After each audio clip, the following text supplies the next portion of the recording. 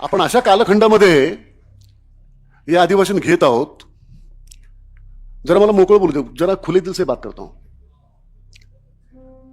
लोकशाही संपलेली आहे या देशातली आणि मनुष्य राज्य आलेलं आहे.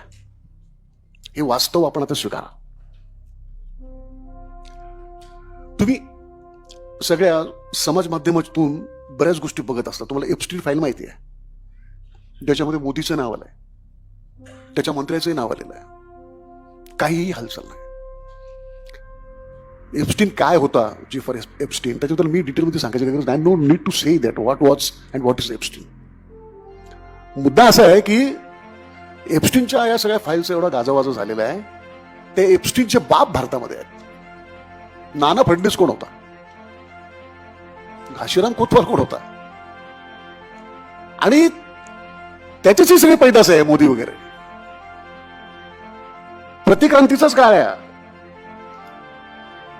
बाबासाहेबांनी जे धम्मचक्र, समाजाचं चक्र जे गतिमान केलं, ज्या दिशेने फिरवलं, त्याच्या आता उलटा क्रम सुरू आहे. रिव्हर्स गिअर पडलेले आहेत. मला आठवतं 2 जून 1956 त्यावेळेला बाबासाहेब प्रबुद्ध भारत म्हणजे मुकुंदराव आंबेडकर तो अंक काढायचे. त्याचा एक फार चांगला मथळा होता, शीर्षक होतं, बाबासाहेबांच्या मनामध्ये बौद्ध धम्म स्वीकारावा. हे फार पूर्वीपासून होतं. म्हणजे 1933 त्यांनी 35 जरी मी हिंदू धर्मात जन्माला आलो पण हिंदू म्हणून मरणार नाही असं म्हणाले होते. परंतु त्यांनी 1933 जे त्यांचं घर केलं हिंदू कॉलनीमध्ये, त्याचं नाव मात्र राजगृह ठेवलं होतं. त्यानंतर बघा सिद्धार्थ कॉलेज, त्याच्यानंतर मिलिंद कॉलेज, नागसेन वन, आणि त्यानंतर धम्मदीक्षेचा कार्यक्रम. त्याच्यातली एक सुसंगती लक्षात ठेवा. बाबासाहेबांनी बौद्ध धम्माची दीक्षा घेत असताना फार मोठं काम केलं की त्यांनी पाली भाषेचा सखोल अभ्यास केला. नुसता अभ्यास नाही केला, पाली भाषेचं व्याकरण लिहिलं. आणि त्यांना कळलं होतं की या देशामध्ये जो संघर्ष आहे, जो सांस्कृतिक संघर्ष आहे, आर्थिक संघर्ष आहे, या मनोवादी वैदिक परंपरेबरोबरती आहे. आणि त्यांचा खऱ्या अर्थानं जर पराभव करायचा असेल तर बुद्धाच्या विचारांच्या शिवाय होऊ शकत नाही, हे बाबासाहेबांना कळलं. म्हणून त्यांनी बौद्ध धम्माची दीक्षा घेतली.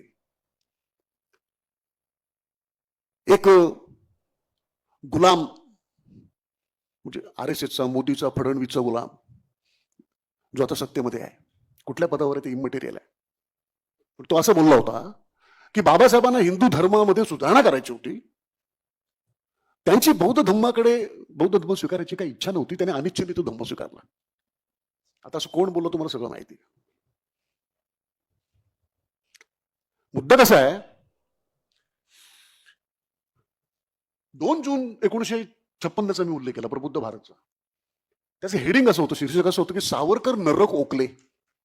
आठवतं का? बाबासाहेब बौद्ध धम्माच्याकडे त्यांचा कल आहे हे सावरकरांना कळल्याबरोबर सावरकरांनी सांगितलं की हे धम्मचक्र, ही बुद्ध धम्माची लाट भारतात येऊ शकत नाही. बौद्ध धम्म हा भारतात रुजूच शकत नाही. म्हणून बाबासाहेब म्हणाले की सावरकर नरक उगले. आता सगळे शंकराचार्य, बरेचसे जैन मुनी, बरेचसे धर्मांध बाबा जे सावरकरांचं नरक ओकण्याचं काम त्याच्यात सातत्य ठेवत आहेत. काय चाललेलं आहे, तो एक अवलोकितेश्वर नावाचा शंकराचार्य, तो स्वयंघोषित शंकराचार्य आहे की कसं आहे आपल्याला माहिती नाही. तो काय म्हणाला माहिती, ते फार महत्वाचं आहे. तो म्हणाला की या देशातल्या लोकांना, आपल्याला हिंदूंना हिंदू राष्ट्र उभं करावं लागेल, पण आपल्याला सर्वात मोठा धोका मुस्लिमांच्या पासून नाही, ख्रिश्चनांच्या पासून नाही, तर आंबेडकरवाद्यांच्या पासून आहे. बोलला की नाही तसं.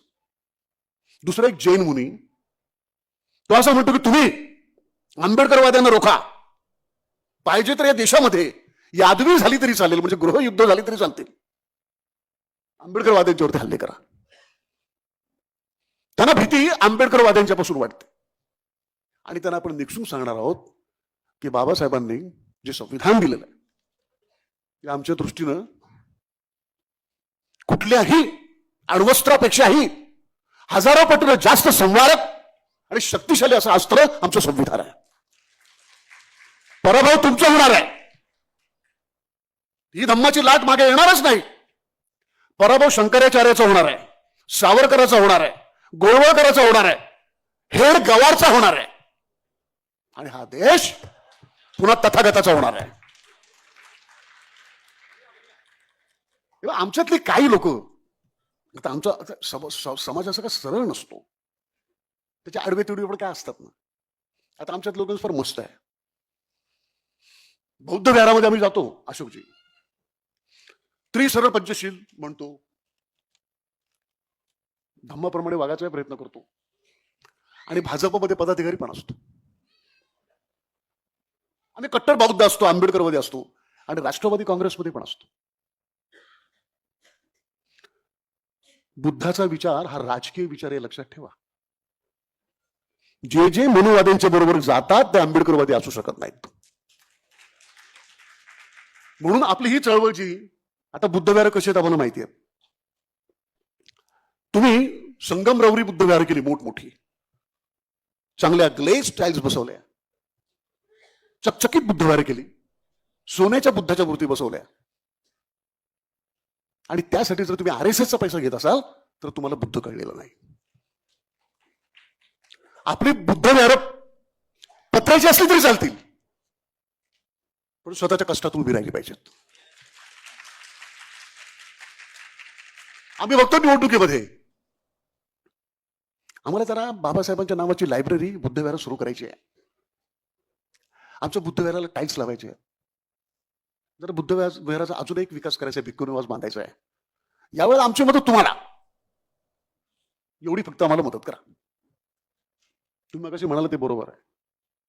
बुद्धविहार हे आंबेडकरी बौद्ध विचार प्रसाराचं केंद्र व्हायला पाहिजे, ते तसं आता दिसत नाहीये.